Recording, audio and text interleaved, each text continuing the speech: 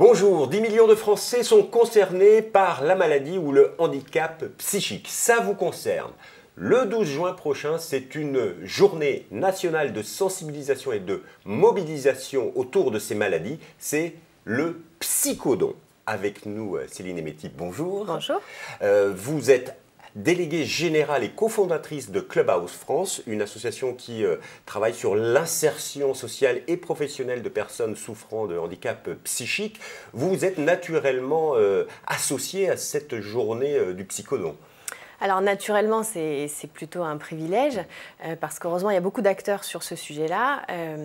Maintenant, on est très reconnaissant parce qu'on est convaincu qu'il faut multiplier les initiatives pour parler de ce sujet, pour informer les Français de l'ampleur de cet enjeu et puis, on l'espère, mettre en place des solutions qui sont urgentes aujourd'hui. Alors pour nos téléspectateurs, quand on parle de maladies psychiques, ça peut être la bipolarité, la schizophrénie, mais également les dépressions nerveuses. Il y a 10 millions de personnes qui en souffrent et en France, il y a un problème autour de ces maladies, on les réfute, on regarde. Qu'est-ce qui se passe? Voilà, s'il n'y en avait qu'un, ce sont des maladies qui sont invisibles et qui touchent tout le monde.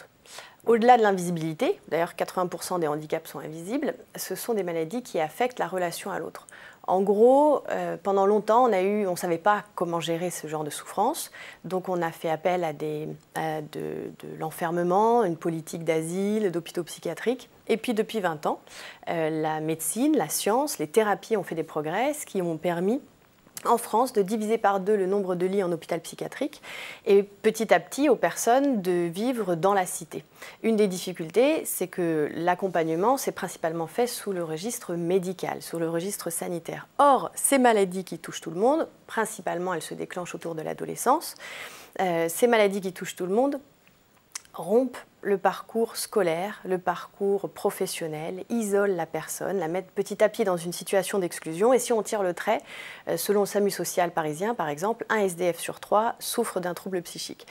Donc il y a un vrai problème, on l'entend bien. Alors c'est vrai que sur d'autres maladies, au niveau national, on a mis des grands plans, plan Alzheimer par exemple. Mais sur ces maladies, il n'y a pas de véritable plan de mobilisation? Très peu.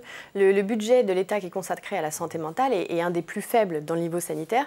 Mais on commence à s'y intéresser un petit peu plus, tout simplement parce que tous les signaux sont au rouge. L'OMS, vous parlez de 10 millions, l'OMS dit une personne sur 4, une personne sur 5 dans sa vie sera touché par un trouble psychique. En diagnostic sévère et en situation d'exclusion, c'est 2 millions de Français. Et on rajoute à ça le fait qu'on ne connaît pas le cerveau. Et donc, il y a beaucoup de choses qu'on ne connaît pas sur ces maladies-là.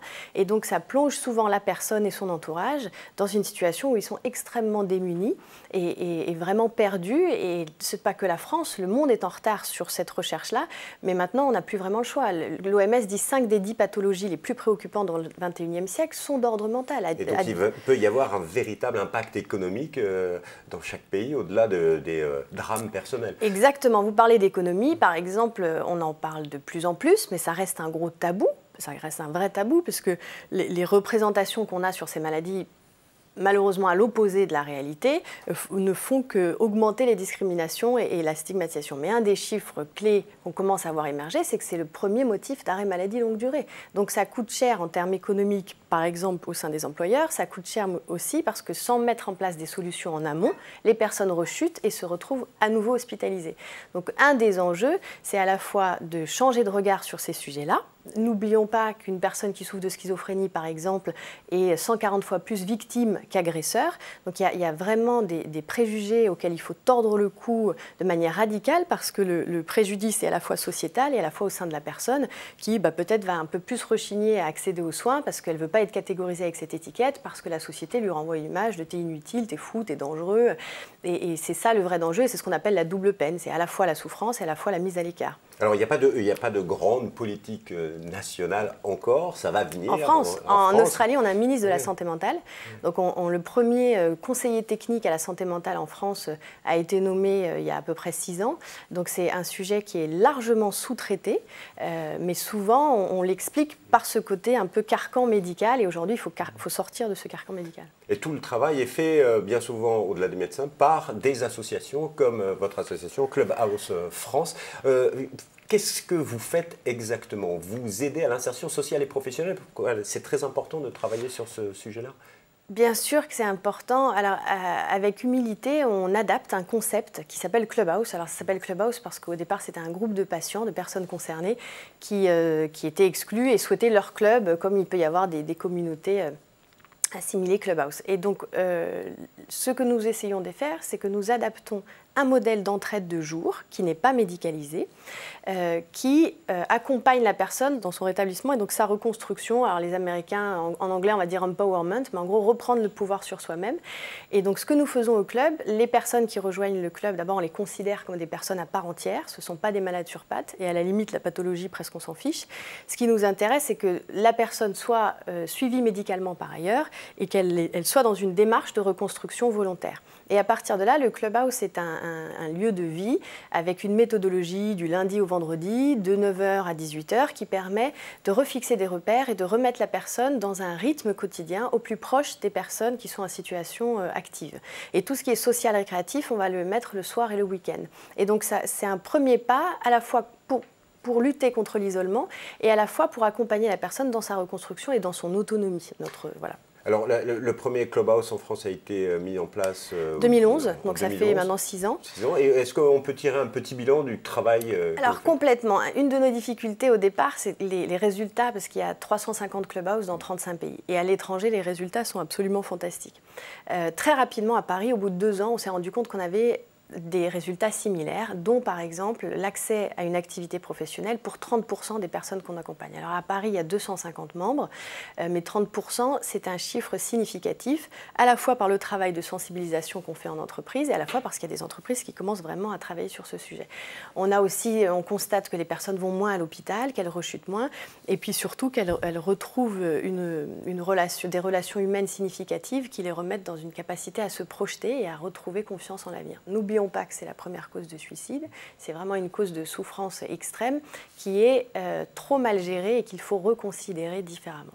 Et aujourd'hui, Clubhouse, né en 2011 en France, apparu en 2011 en France. Vous êtes situé un petit peu partout en France ou Alors, on aimerait beaucoup, et ce qu'on fait, on le fait pour le plus de Clubhouse possible. Néanmoins, le club fait partie de ce qu'on appelle une innovation. On ne rentre pas dans les rails de ce qui existe. Et donc, à ce titre, on dépend de la générosité, et donc notre action se développe au rythme des générosités, avec des relations particulières avec les pouvoirs publics qui commencent à nous reconnaître de plus en plus. Donc on a ouvert l'année dernière, en fin d'année, un Clubhouse à Lyon et un autre à Bordeaux. Donc aujourd'hui, il y a 3 sites et on espère dans les années à venir en ouvrir beaucoup plus pour aider beaucoup plus de personnes. Alors si vous voulez en savoir plus sur Clubhouse, je vous donne leur site internet www.clubhousefrance.org. C'est via ce site qu'on peut vous aider. Tout à fait, tout à fait. On peut nous aider, bien sûr, on a besoin de générosité. Un des enjeux, et c'est pour ça que le Psychodon est une belle initiative, c'est qu'on ne parle pas de ce sujet et quand on en parle mal. Donc le Psychodon, c'est une occasion vraiment importante de parler de ce sujet différemment en touchant tous les acteurs de la société civile. Donc, je vous rappelle l'information, le 12 juin prochain, c'est le Psychodon avec une soirée dédiée à la lutte contre les maladies psychiques. Ça se déroulera au Théâtre de l'Œuvre, au 55 rue de Clichy, dans le 9e arrondissement de Paris. Vous pouvez vous inscrire, c'est gratuit. Il y aura des associations qui expliqueront leur démarche.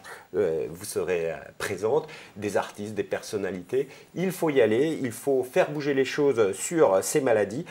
Leur site internet www.psychodon.org. Merci beaucoup Madame Emetti pour votre témoignage. Merci à vous.